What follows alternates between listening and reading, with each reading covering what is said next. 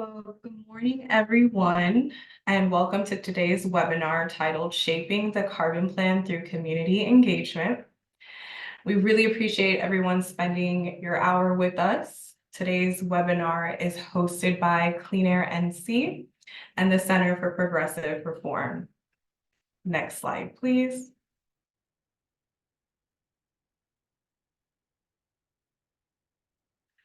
So welcome. My name is Brittany Griffin.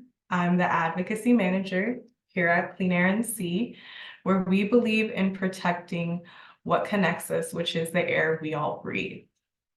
And so I have the pleasure of co-hosting with one of our partners, which I will pass it over to them to introduce themselves.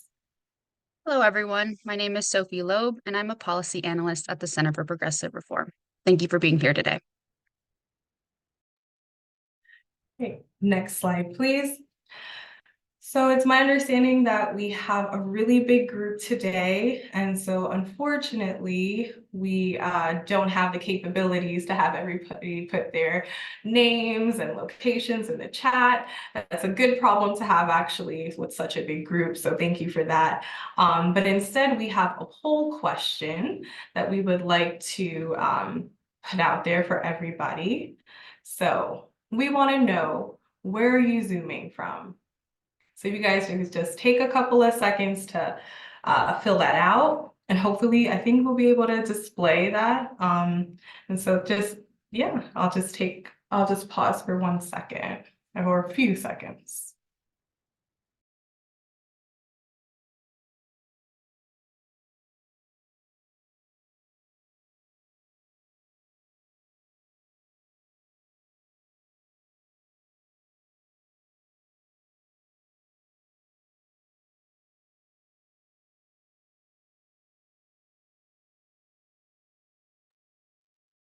Okay, hopefully folks were able to vote. And if possible, we might be able to show, okay, nice. Hope everybody can see. So majority from the Piedmont area. All right, nice, thank you. Next slide, please. So today's webinar is divided into 3 parts. The first part is the carbon plan, which is going to discuss the purpose, process, and the goals of the carbon plan. And then the second part is the advocacy process, so understanding the value of public participation, especially when it comes to the NCUC's role. And then finally, for part 3, we have additional resources and Q&A. I will make one note that at the bottom of your screen, you should see a Q&A tab. And so at any point in time when you have questions, just go ahead and throw it into that Q&A portion. And if you happen to see a question that you would like to ask, it's the same question, you can go ahead and thumbs up it or upvote it to the top. And so that way we can prioritize questions. If for some point or for any reason we don't get to any of the unanswered questions, we will send up a follow-up email with those questions. I also think I should probably mention one of the most popular questions folks get on a webinar is if the slide deck will be shared out. And so we will be sharing the slide deck along with that follow-up email with additional resources and a survey. So just wanted to put that out there. So next slide, please. So we have 2 lovely presenters, also known as partners. And so for part 1, we have Ethan Blumenthal, Regulatory Counsel for North Carolina Sustainable Energy Association. And in this role, Ethan works to advance clean energy policies at the NC Utilities Commission and provides his organization and its members with legal analysis of clean energy policy. Ethan is also co-founder and CEO of Good Solar, a 501c3 working to create clean energy solutions for nonprofits and for low and moderate income communities. For part 2, we have Benita Green, Executive Director for Merrick Moore Community Development Corporation. As a leader in Durham, She is passionate about preserving the legacy, green spaces, honoring the ancestors, and protecting the health and well-being of the underserved. Benita regularly partners with other organizations to bring about positive change within her community and works directly with local government. So, next slide, please. Without further ado, I'm going to pass it over to our first presenter, Ethan Blumenthal. Thank you. Thank you so much, Brittany, and thank you everyone for joining us today. Really appreciate your interest in the carbon plan and seeing North Carolina move to a more sustainable future. Next slide, please. So jumping right in, what is the carbon plan? It is the roadmap for reducing carbon emissions in the electricity sector, to be specific, in North Carolina. Of course, it's this holistic plan. So as we electrify transportation and electrify buildings, these things play into that. But this is really focusing on the electricity sector and Duke Energy in particular. Next slide, please. So looking at the carbon plan, its overarching goals are a 70% carbon reduction emissions in, 70% reduction in carbon dioxide emissions by 2030 and net zero by 2050. That 70% is benchmarked to 2005 levels, I believe. Next slide, please. So getting into some of the history of why we're here, how we're here. Back in 2021, North Carolina passed House Bill 951. We are the only bipartisan state with the Republican legislature and Democratic governor to have passed net carbon reduction goals into law. So that is a major step forward. As I said, passed in October 2021. What it really did as far as the carbon plan goes, there are a few other pieces, but as far as the carbon plan, it delegated much of the decision-making to the North Carolina Utility Commission, the NCUC, on key issues. And one of those is the carbon plan, really leaving it up to the commissioners, the experts, into getting the weeds, the details of how to execute. But setting these overarching goals into law. It mandates timelines for action. So though it was passed in October 2021, it mandated that the first carbon plan be passed by the end of 2022. And then it's a biennial process. So we're here today for the second part of that process, the 2024 carbon plan and integrated resource plan. I'll touch on the second part of that in just a second. So timelines for that. There are timelines for other pieces of this as well within House Bill 951, like performance-based rate making, and some customer programs things, stuff like that. It also mandated that the Utility Commission use the, quote, least cost pathway to achieve these emissions reductions. So when you're talking about the North Carolina Utility Commission, they have a certain mandate on what they review and how they must issue energy policy in North Carolina. And when it comes to the carbon plan, it is really a three-legged stool, so to speak. You have the least cost pathway. So, well, whatever pathway you go forward must not be, picking, a resource that is more expensive than is needed. You also have reliability. The energy provided must be reliable and consistently reliable to the service the people of North Carolina. And then finally, you have the carbon reduction mandate that we must be reaching 70% by 2030 and net zero by 2050. These three things sometimes work at odds with each other, and there is contention there. That's how the commission is set up. It's somewhere in its fundamental statutes, there is some tension that they always must resolve. And so it's this three-legged stool that the carbon plan really sits upon. Within the least cost pathway, I really want to also emphasize is where affordability lies. So affordability, as we all have seen with the recent rate hikes that were passed last year, it's a crucial issue here in our state. There are many people, many households that are at risk. Energy poverty is a major issue. And so keeping energy rates affordable as we transition, this will be, it's crucial. And so making sure that we actually go with the least cost pathway is a key piece of that. Next slide, please. So I mentioned integrated resource plan versus carbon plan.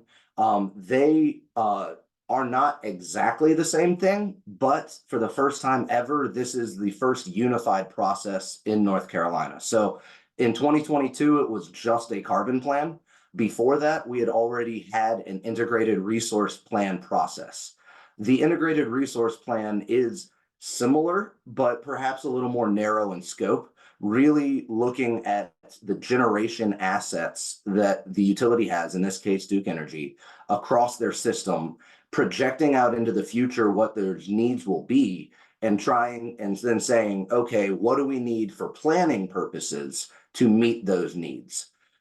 It is important to note that this whole process is not directly approving. There's only certain things that it directly approves. Most of the time, it's approving things for planning purposes that then must go on to get a separate further level of approval from the commission before moving forward. In most cases, that approval would be known as a certificate of public convenience and necessity, a CPCN. And so for instance, when the commission approves a certain amount of new gas capacity to be brought onto the system, or a certain amount of new wind capacity to be brought onto the system, or nuclear or things like that, those individual facilities would ultimately need to file for a CPCN separately. But being approved for planning purposes in this docket is influential in that later decision-making process. So to be clear, it's a key part in the step. It's not the full approval, but getting approval here is very relevant in the process to getting that full approval later. So definitely want to make sure to lay out kind of how that works. For the initial carbon plan process, just kind of, I already mentioned the bill was passed in October 2021. It was a very rapid process. There was a stakeholder process led by Duke. Then they issued their version of a carbon plan. Interveners had a pretty rapid timeline to develop their own comments. They submitted those. There was a 3-week evidentiary hearing, and the commission issued their initial carbon plan order right at the end of 2022, like 6 p.m. Friday, December 30th, I believe. So they waited to the very last minute to issue that order. And that was a fun holiday weekend for those of us that follow it. But I'll dig into some of what the implications from that order are in just a second. But next slide, please. First, to take another step back and just want to make sure everyone here understands the role of the Utility Commission in North Carolina, what they do, why we're here, and kind of what they oversee and what role they play. So first, it is the oldest regulatory body in the North Carolina state government. Actually goes way back. I believe it was the North Carolina Railroads Commission initially. There are currently 7 members serving 6-year terms each. I put for now on that slide because that actually will change in 2 years. There was a bill that was passed last fall.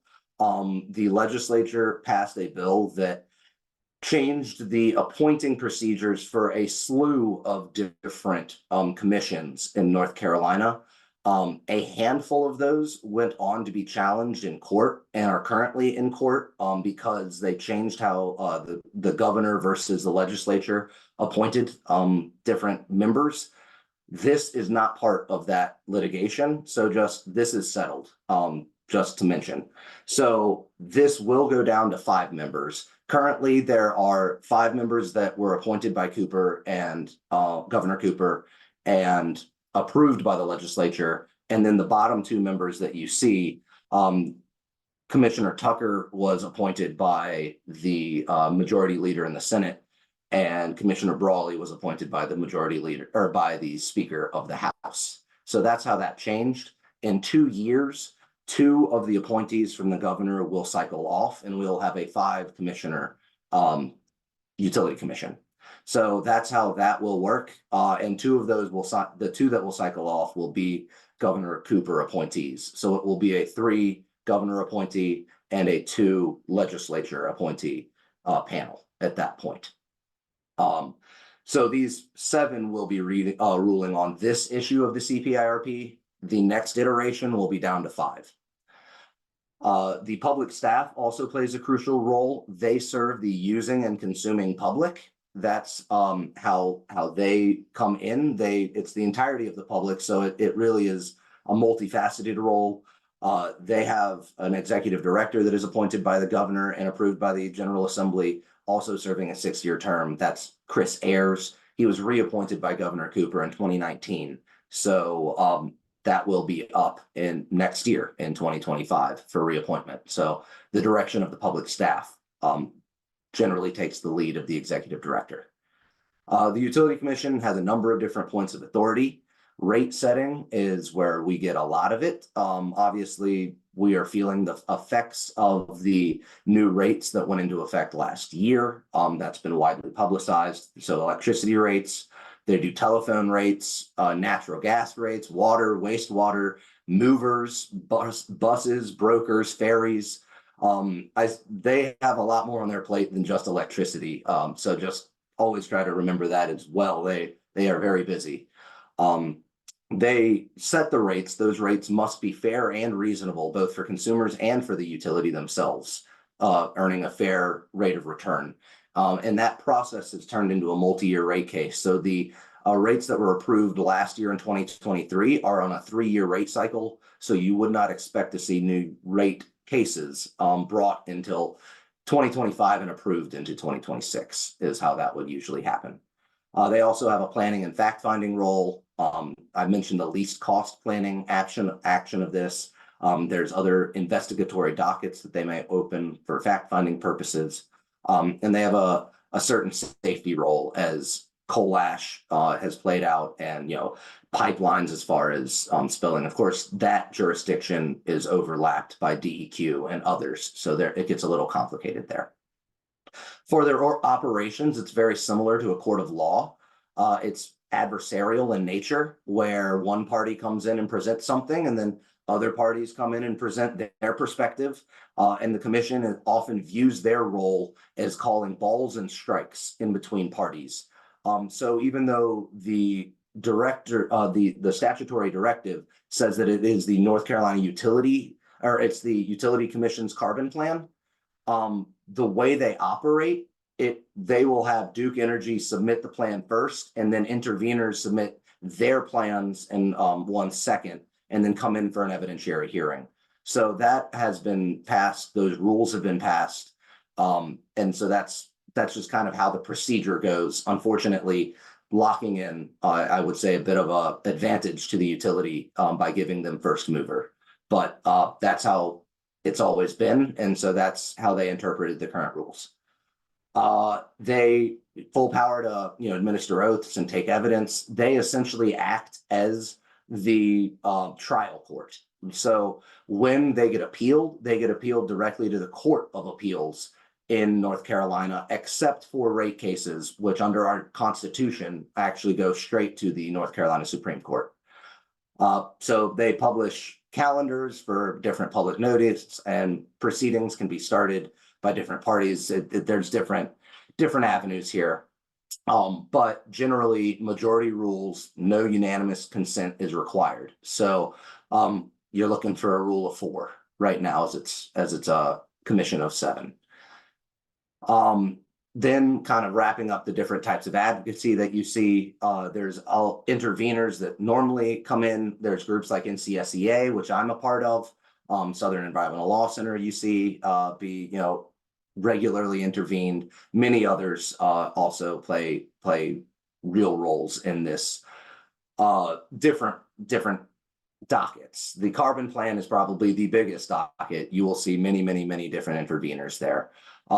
Then you're always allowed to submit a consumer statement of position, no matter the docket. That can be done directly through the commission's website, or you can also submit directly to the public staff as well, as they are their own entity. And then finally, there's direct comment when allowed, and the carbon plan, as we will discuss, is specifically one of those dockets where direct comment is not only allowed, but encouraged. Next slide, please. So jumping into what was actually approved in the initial carbon plan. First, just at a high level, there was a real focus on the near-term development plan. So I mentioned this is a biennial process. Every 2 years, it will be updated. So there is a real focus on what needs to happen in those 2 years. And then many of those larger questions that might go beyond that window, in particular in this initial carbon plan, which had to happen on, as I said, a very abbreviated timeline. A lot of those larger questions were pushed back, which is why you have this long list of issues requiring follow-up on the right. Certain things to point out within the new gas that was approved, 800 megawatts of combustion turbine and 1,200 megawatts of combined cycle was approved again for planning purposes. So those were approved for planning purposes. Duke has filed their preliminary letters for 2 facilities in line with that order for their certificate of public convenience and necessity, the CPCN, which I was talking about earlier. That is a 1,360 megawatt combined cycle facility in Person County at the Roxborough plant, as well as an 850 combustion turbine facility, which is between 2 units, so 2 425 megawatt units in Catawba County at their Marshall Steam Station plant. Both of those replacing coal. So, but potentially locking in emissions for the future. So that is what they have proposed pursuant, kind of demonstrating how for planning purposes approval can lead to the CPCN process. They have not formally filed for these facilities, just the preliminary letter for approval, but those are well over 100-page long, so you have many details there. There's also a new nuclear that they are talking about approving. So they haven't approved the actual plan, but in North Carolina, Duke is allowed to recover for certain pre-development activities for nuclear. And so they were allowed to develop for they will already approved to recover for $75 million to pursue new nuclear. And they have said that Stokes County, specifically their Bellows Creek site, is the intended location for at least the first location there. Going down on the transmission upgrades, there were 14 different transmission upgrades that were approved. And then in these last rate cases last year, formally approved for rate recovery. They are in the red zones, the RZEP, that the RZ stands for the red zone, I believe, economic projects. There are areas of severe transmission congestion in North Carolina, largely in the eastern portion of the state. Those portions, if we are going to bring on renewables on a timely and efficient manner, we need to upgrade the transmission in that area. That has been shown by essentially modeling from all parties. So that is why the commission approved these 14 projects, to try to get that congestion alleviated and bring on more, in most cases, utility scale solar, but it also applies to other resources as well. In the issues requiring follow-up, I mentioned that this was a carbon plan. They did a rulemaking, so now that's why this 2024 process is now a carbon plan and an integrated resource plan. That's why it's the CPIRP, as you may see in many places. They also developed rapid prototyping programs, which are really exciting. We have these before the commission right now. They would allow for the more rapid development of small-scale pilot programs for new technologies, such as electric vehicle charging, heat pumps, smart thermostats, hot water heaters. any number of different things. And so those could go faster and would be small, and then could potentially those learnings be rolled up into a larger program, moving these technologies into households and businesses faster. Similarly, the energy efficiency and demand side management cost recovery mechanism, EEDSM cost recovery mechanism, is about how Duke earns for these sorts of programs, which they view as a shrink the challenge sort of program. Not it's a key part of us achieving our carbon goals. I've heard, you know, in many cases these are the most cost-effective ways of achieving our goals, because a megawatt that we don't need to produce is obviously the cleanest megawatt there is. So that's what that really is trying to incentivize. They had onshore wind stakeholder meetings, they had offshore wind studies with the other companies that have offshore wind leased areas. There's actually pretty exciting, just yesterday, FERC, the Federal Energy Regulatory Commission, just approved Duke Energy's proposed transmission planning changes. So we will be the first utility, definitely the first in the Southeast, to use multi-value strategic transmission planning. So it's a pretty exciting step, actually. And then finally, impacted community outreach. Duke is using this term as impacted by the carbon plan, meaning the retirements of generation assets and then the building of new assets, both generation and transmission and distribution. So we've been told they're using federal guidance to incorporate environmental justice voices. Next slide, please. And so they are using each district manager that they have to set up a stakeholder group to regularly meet with and discuss different options. Their meeting notes and the members are confidential, we have been told. We are concerned a bit about that because obviously a lack of oversight and thoroughness. They say the confidentiality is needed for candor, but we do have some concerns about that. This is a map of those district manager territories. Next slide, please. And this is the contact information along with the specific counties that each one oversees. As Brittany mentioned, slides will be shared out, so no need to furiously scribble down an email. You will have access. Next slide, please. So this is the general timeline that we have been working and will be working under for the rest of this year. Duke filed an initial filing back in August, and then their testimony beginning of September. Then all of a sudden in December, they said we need to do new modeling because of this massive new economic load. And so they filed at the end of January. We'll be getting into the public witness hearings that are coming up in April. Interveners such as NCSEA will be filing at the end of May. July is our Duke has reply comments in the evidentiary hearing, and the commission will issue their order by the end of the year. Next slide, please. So this is their new economic load writ large. As you can see, the bottom line is what they had for their last carbon plan. The blue line is what their kind of August filing was, and the green line is what the January was. All of them are pretty concerning.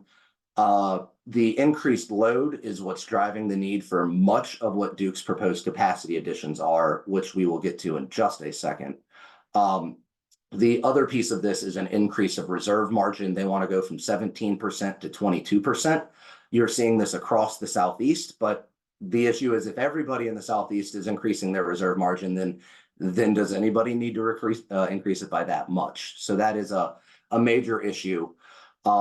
They are seeing a major jump in the winter peak, and they're seeing a major jump in their annual usage. Specifically, though, that big delta is coming from, they had 8 large site development projects in their initial filing in August.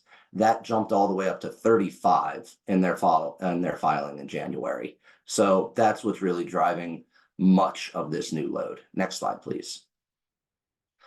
So getting into this a bit to their current proposal, Duke did select a preferred portfolio in this instance. That has partially to do because of South Carolina. South Carolina requires them to select a preferred portfolio. Duke had 3 portfolios. P1 is their aggressive renewables. It meets the 70% by 2030 date. However, Duke Energy describes this as technologically unattainable at this point. I would say something that interveners do intend to dispute. Duke says the residential bill impact would be 40% more than P3 by 2033 and about 2% more by 2038. So again, some of those impacts from their numbers. P2 is a middle ground. Duke says that the residential impact would still be nearly 19% more by 2033, and largely blames the inclusion of offshore, a rapid inclusion of offshore wind for that. Again, there's a lot of uncertainty to some of those numbers. But ultimately, next slide, please. Duke did choose portfolio 3 as their preferred portfolio. So there's a number of particular things worth really pointing out about this portfolio as submitted in their January submission. First is that 70% carbon reduction is not until 2035.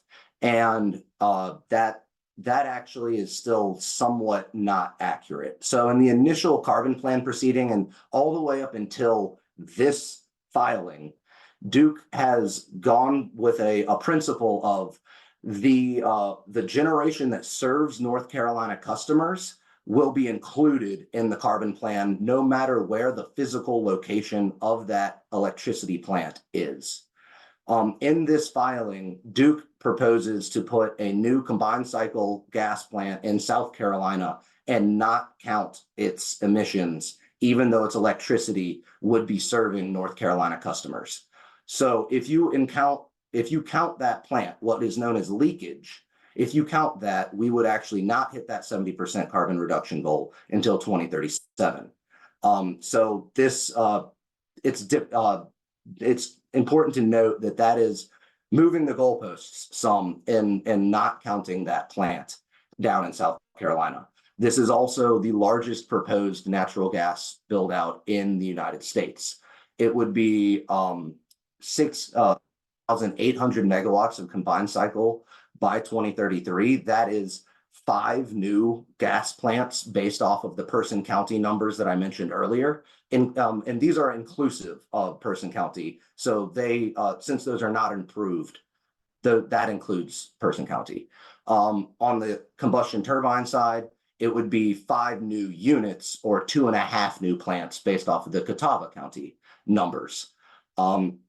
Also mentioning, reliability is not guaranteed, as was shown by Winter Storm Elliott and the D rating of these facilities. There's large amounts of new solar storage. There is a good amount of onshore wind, a good amount of offshore wind.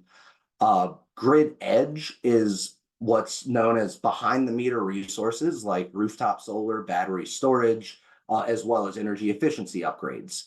Duke models this as 1% of eligible load per year, which was the same as the last carbon plan, and the Utility Commission required them to do this. They did have an aspirational goal of 1.5% of eligible load net of opt-out. Even in their aggressive renewables portfolio, P1, Duke only used this 1% of load per year, which is of some concern. Particularly in the near term, we believe there's more room here to do more of this and to operationalize more customer appetite for this. The new full coal retirement date is 2038. That is pushed back a year from the last carbon plan. There's a lot of reliance on new nuclear. So subsequent licensing renewals of existing nuclear and then new nuclear being brought online, as well as hydrogen, which has not been proven economically at scale anywhere in the world at this point. Duke is saying that these new gas facilities will be running on hydrogen by 2050, and that is how we reach net zero by then. So there are big questions around the availability of green hydrogen in the long term and where these new nuclear technologies stand. On the South Carolina side, just mentioning Duke is effectively trying to get 2 plans passed in or one plan passed in 2 states, which is, very difficult potentially because there are 2 different statutory mandates in those states. South Carolina does not have a carbon mandate. So where we have a 3-legged stool that we're trying to accomplish, South Carolina is really just looking at least cost and reliability. So that's a key thing. And the South Carolina Attorney General and their Public Service Commission, which is their version of our Utility Commission, they have already shown skepticism in the past about the merger of these processes. So there is some reason to be concerned, to say that, South Carolina may come at this from a very different angle, and then that could lead to different results. Next slide, please. So finally, I just want to touch on, some potential community impacts as we see. I said, the carbon plan is about planning purposes, but at the end of the day, it's what is getting built and and what is getting retired and when they're getting built and retired. So it's a high level overview, but it's still, it's the roadmap for where we're going. And then yes, key decisions get made later, but that overall roadmap, of course, is very important. And what gets built ultimately decides what ratepayers actually pay for. That is, as we have seen, last year, that can be, different capital projects, but that can also be fuel costs that can jump up. So last year we had the rate cases, but we also had large fuel increases due to the spike in gas costs in 2022 due to the war in Ukraine. That fuel price volatility falls directly upon ratepayers. Goes right, yes, the utility pays it up front, but it goes straight through. And so the more gas we build, the more we expose ourselves to that fuel cost volatility. It's also, important to mention that there will be these CPCNs filed. So this is not a one-off process as you stay engaged, particularly as, these things happen in individual communities. And then finally, we just jumped straight into the carbon plan and why we're doing this, assuming we all, are drinking from the same Kool-Aid, but climate change is the issue of our times. It's the existential crisis we're all, facing. This very directly is about North Carolina doing our part to reduce our climate emissions in our electricity sector. So climate change, is absolutely our, the background upon which we conduct all of this work. And I really appreciate your interest today and your engagement on this issue. With that, I will hand it off to Benita and try to get to some of these questions in the Q&A. Thanks. Thank you, Ethan. My name is Benita Green, and I'm the Executive Director of More Community Development Corporation, which is a grassroots, community-based nonprofit in Durham, North Carolina. Next slide, please. My community is a formerly redline community that is surrounded by industrial and located in an area that is considered a heat island and of high air pollution. Community engagement is a strategic process of directly involving local populations in all aspects of decision-making, policy development, and implementation to strengthen local ownership capacities and community structures to improve transparency, accountability, and optimal resource allocations across the region. My community, as you see, this is an image of school children walking in my community. When you're living in areas of high impact of air pollution, what we don't understand is how those implications will impact our health of our children and our seniors in the area. Next slide, please. And so Ethan has shared a really great overview of what the carbon plan is. And it is important for us as community advocates and people attending this to educate the people who live in these communities, yet to educate our neighbors so that they fully understand the health equities and impacts and how this will affect our future and our future lives and the lives of our children moving forward in the community. We need real engagement on these plans to center the voices of the people who live in these spaces, because a lot of times we don't see that it is about us. We don't see how it directly impacts us. So it's very key and important that we center the voices of the community in these conversations, so that Duke Energy and as well as our elected officials understand that we do care and about our future and our lives on a day-to-day basis. Next slide, please. So just a little bit about the advocacy process, and I'll share that as a community advocate, I'm very actively engaged with in several environmental organizations within the city of Durham, but also with local and city government. It's key to be actively engaged, to educate yourself and to share that education with others in your community, in your neighborhoods, and across the city. Next slide, please. So how this works, there are several ways that you can, get your point across to show that you care. One is sharing your story with the North Carolina Utilities Commission, and we'll talk about that. Then we're going to talk about public hearings, writing to the press, and social media. But through this feedback, community engagement enables government and public decision-making organizations to listen.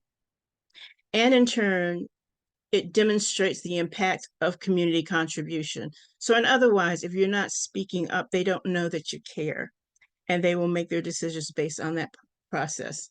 Community engagement will help to build a deeper, stronger, and more trusting relationship between the public organization and communities and your elected officials. Next slide, please. So sharing your story to the North Carolina Utilities Commission. Next slide. So you can, oh, sorry.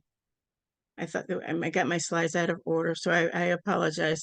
You are able to send an email to the North Carolina Utilities Commission, and we'll have a slide with all of that contact information.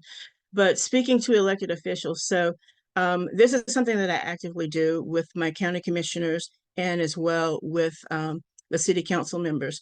You are able to request personal meetings, one-to-one personal meetings with them. They usually have office hours that are 30 minutes that you can go in and meet with them and you can share your concerns. I strongly encourage you to attend your city council and your county commission meetings so that you build that relationship. They learn your face, they know your face, and then they know what your concerns are, they know that you care. You can also email your entire council or board of commissioners. And it's important to use data to support your cause, because just sometimes speaking, they will dismiss you as being an emotional or response. But if you have statistical data to support what you're speaking of, then they take you a little bit more seriously. Here in Durham, I partner with the Durham Environmental Coalition, but I also partner with several other environmentally based nonprofits such as CleanAIRE to be able to get my message out. Next slide, please. So writing to the North Carolina Utilities Commission. This is the information here to be able to, and there's a link in the chat to be able to share that information forward. You definitely want to share your concerns and share your concerns from a heartfelt perspective of why this is important for you, that climate change is a real issue, and even share examples of how that is impacting you directly, impacting your neighborhood. And if there are health equity issues, then you want to share those as well. Next slide, please. And this shows you the little card deck there. You want to make sure that you include this docket number. That's really important and key, so that they know exactly which specific item that you're speaking to. Next slide, please. Public hearings on the carbon plan. Next slide. So public hearings, there are 4 opportunities for in-person here, and there's 1 virtual hearing. Public hearings are really key and important, and it's a direct way to be engaged in the process. You get that face-to-face time, and the more people that you bring with you, you bring a neighbor, you bring a friend, you bring everyone that you can bring with you to be more impactful. But the tips that I will give you about public hearings is that depending on how many people that are present in a public hearing, you will have between 2 to 3 minutes of speaking time. So it's really important that you kind of know what you want to share. And I've seen a lot of people, they will write out a whole speech and then they're rushing to get through it and the points aren't heard. I find it more effective if you bullet point 3 to 5 key items that you want to speak on and then just speak to those items very briefly. If there are a lot of people, you might only have 2 minutes. So we want to make sure that your point is heard in that, but also actively engage your neighbors and friends and like-minded people to come along with you to share, because voice and number is really, really important.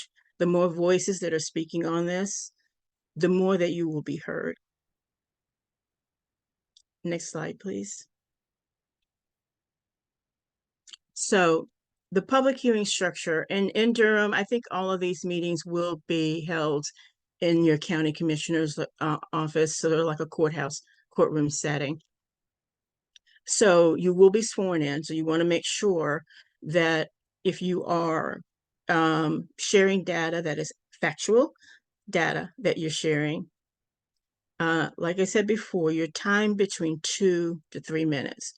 So it's important that you kind of know what you want to say and you're able to deliver those within that time in a meaningful manner.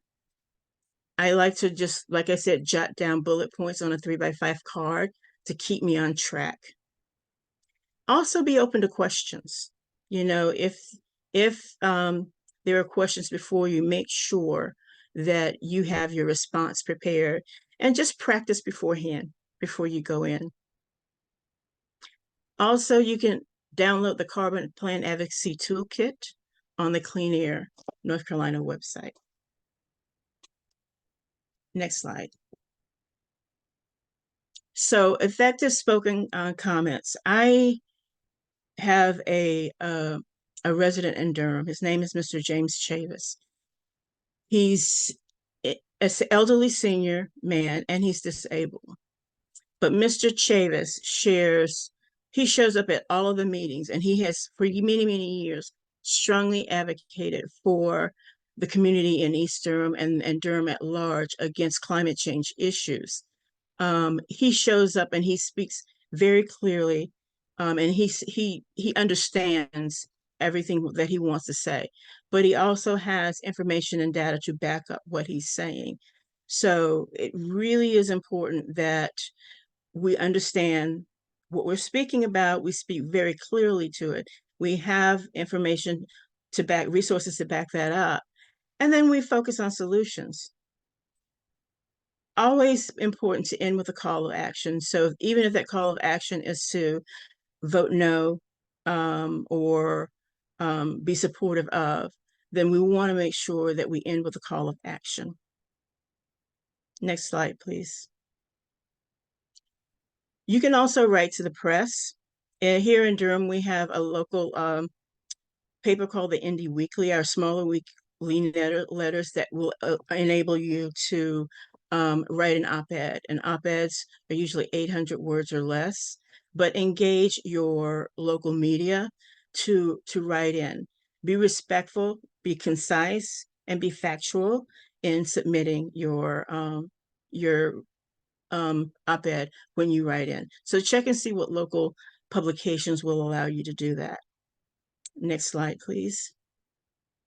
Social media is a huge platform, next slide, to be able to share out your information. So I follow CleanAIRE North Carolina on all platforms on Instagram, on Facebook, on Twix, I call it now, and on LinkedIn. And so I will definitely reshare their posts, but I always hashtag everything as well, just to get that information out broadly. Another key that I've started using lately is doing @highlight, and @highlight will kind of tag everyone that is following you, all of your friends, to really broadly get that message out across the board. But we definitely want to raise that awareness and encourage others to speak, others in your network, your friends, your family, and likewise. And I think that's my last slide, so I will turn it over to Sophie. Thank you so much, Benita, for sharing your experience in effective community-centered advocacy. We will now move into part 3, additional resources, and our Q&A. Next slide, please. Here are some additional resources, which will also be sent as links in the webinar follow-up email. On the CleanAIRE NC website, you'll find the mentioned Carbon Plan Advocacy Toolkit, and other resources include a link to the Center's Campaign for Energy Justice webpage, as well as more about Benita's and Ethan's work on their respective websites. The Fossil Free NC website is also home to the document entitled Carbon Plan in the Public Interest, which essentially grades the current carbon plan. And finally, the U.S. Energy Information Administration glossary helps to define some of the terms we heard here today. We hope you find these resources useful. Next slide, please. Now is the time for the much anticipated Q&A section. I see we have a few questions already queued up, so I'll go through the questions with the most upvotes first. So for our presenters, we'll start with, we have upvote 4 here. So building more gas plants drives the build out of new gas pipelines and that environmental impact. So more of a comment there for our speakers. Yeah, I'm happy to, speak a little bit. Oh, sorry, let me get back on video. Didn't while I was typing away. Didn't want people looking at that. Yeah, so that's it's kind of the nature of the beast. I will say you see the utility kind of have it both ways, where they say they need the new pipeline because there's new demand necessary, and then they also say that the demand is necessary to build the new pipeline. There are a number of different projects that are potentially being brought in that are also worth looking at. The Transco pipeline, there's a proposal to upgrade that. That is the only gas pipeline currently, interstate gas pipeline currently coming through our state. There is also the proposal for the Mountain Valley Pipeline Southgate extension to come in. Both of those are already moving forward regardless of this new gas expansion coming in. I would also mention that as far as gas goes, we do have more large manufacturers and industrial clients than customers than you may actually think in this state, and we are getting more and more of them all the time, and they use a lot of gas themselves. So there's a competition for that gas that Duke often does not, I will say, recognize that new gas isn't just for them to use. There are others to use that as well. Thanks, Ethan. Our next question with the most upvotes is Duke positing that it will actually be cleanly generated hydrogen, or do their projections incorporate brown-gray hydrogen? Also, do they have a stated reason why the edge systems are set only to 1%? So for the 1%, I would say that was pretty heavily litigated in the initial carbon plan docket. Some of that has to do with the period upon which we're looking. They actually agreed that they probably could achieve more than 1% in the near-term horizon, but they get nervous about 1% year over year over year over year for multiple decades. And so that is I think that's part of their justification for only doing the 1% there. And then I'm trying to remember the second half of that. There we go. I just picked it back up. The green hydrogen. So that is a very interesting question. There's not a lot shown in there. I will say the definition of green hydrogen is not universally accepted. I believe that they would include hydrogen. I think they would say zero carbon hydrogen would be included. So depending on your definition, nuclear would potentially be part of that. The biggest piece of it, we did not get a hydrogen hub. So there's a lot of federal money out there to develop these green hydrogen hubs to have access to more. I believe there are 5 of them across the country. The Southeast submitted a proposal, Duke, Dominion, Southern Company, I think they're all involved. A number of them were, we lost. We did not get that. So that is a big question on where this hydrogen is going to come from. So it's a open question. Unfortunately, don't have an answer for you, but that's where we are. Thank you, Ethan. Next question is, what role does the North Carolina Attorney General play in the advocacy process? So that, I think there's a number of pieces here. One, no matter what or who the Attorney General is, their mandate is consumer protection. And that is a major mandate. So that can go in a number of different directions. That can go in affordability. That can also go in the climate crisis and saying that we need to have these carbon reduction mandates. Our current Attorney General, Josh Stein, last carbon plan said that if the Utility Commission said that we were going to abandon the 2030 interim goal, that he would have litigated. He has not made the same threat this time. Duke has said that, this is an election year. There, who knows there's all things up in the air. But the role of the Attorney General is to, unfortunately, ultimately, somewhat of a political one.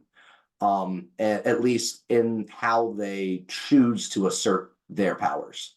So the current one has viewed consumer protections as a major role, both in the affordability and the carbon reductions aspect, but there's no guarantee that that would continue into the future. Thanks. And probably our last one here.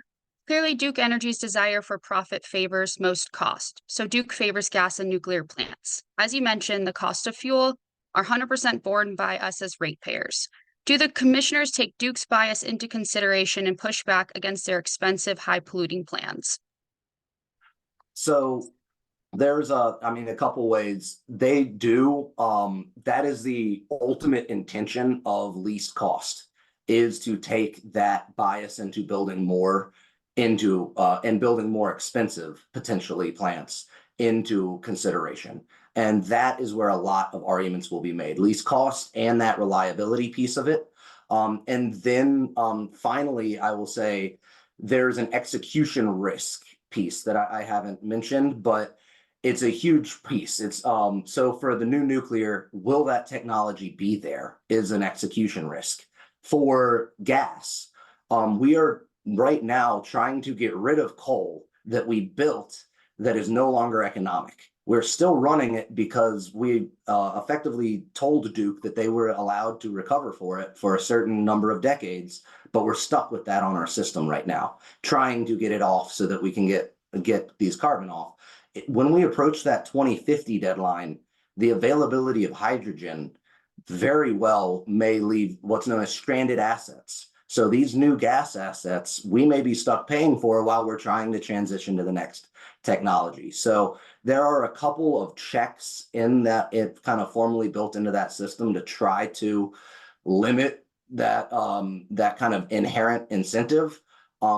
The commissioners know that Duke wants to build things. That's why they also really respect and really put a lot of weight on the public staff as having a lot of influence. And hopefully other interveners as well. So we hope they take it into consideration. There are 7 individuals who, have their own individual decision-making processes. So it's hard to have that crystal ball, but that's, I think, the best that I can do to answer that one. Thank you so much. Next slide, please. And that is our time for Q&A, and we want to thank our presenters, Bonita Green and Ethan Blumenthal, again for their time today, and we want to thank the audience for your questions and engagement. Next slide, please. For additional questions, feel free to reach Brittany or me at the listed email addresses, and thank you again for spending your hour with us.